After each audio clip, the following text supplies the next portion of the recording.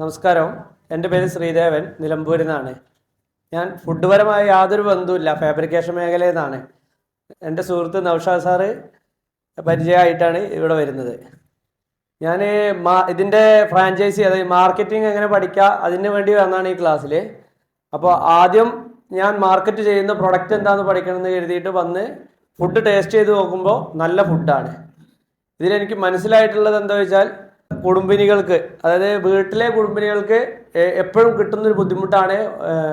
അവർ husband ജോലിക്ക് പോകുമ്പോൾ രാവിലെ 7 മണിയാകുമ്പോൾ അല്ലെങ്കിൽ 8 മണിയാകുമ്പോൾ നേരത്തെ ഫുഡാക്കി പോകണം.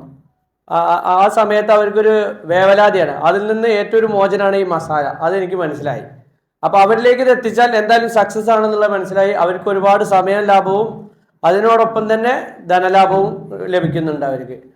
കൂടാതെ ഹോട്ടൽ ഉടമകൾക്ക് വരുന്ന പ്രശ്നമാണ്, ആദ്യം ഒരു 50 കിലോ വെക്കും, ഉച്ചയാകുമ്പോഴേക്കും ചിലപ്പോൾ തീരും, പെട്ടെന്ന് കസ്റ്റമേഴ്സ് ഓടി വരും.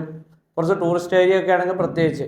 അപ്പോൾ അവർക്ക് അവിടുത്തെ കുക്കിനോട് പറഞ്ഞാൽ ആ കുക്കിനൊരു വേവലാതിയാണ്. ഇതിൽ നിന്നൊരു മോചനമാണ് ഈ മസാല.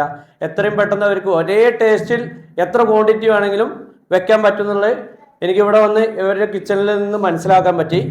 കൂടാതെ ഒരേ ടേസ്റ്റ് ആണെന്നും, ഏത് മട്ടൺ ആയിക്കോട്ടെ, ബീഫ് ആയിക്കോട്ടെ, ചിക്കൻ ആയിക്കോട്ടെ, അതുപോലെ തന്നെ അതേ മസാല കൊണ്ട് പലതരം കറികൾ എല്ലാം ഒരുപാട് ടേസ്റ്റിലൂടെയാണ് എനിക്ക് അനുഭവിക്കാൻ കഴിഞ്ഞത്. അതുകൊണ്ട് ഈ മസാല എനിക്ക് മാർക്കറ്റ് ചെയ്യാന്നുള്ള കോൺഫിഡൻറ്റ് കിട്ടിയിട്ടുണ്ട്.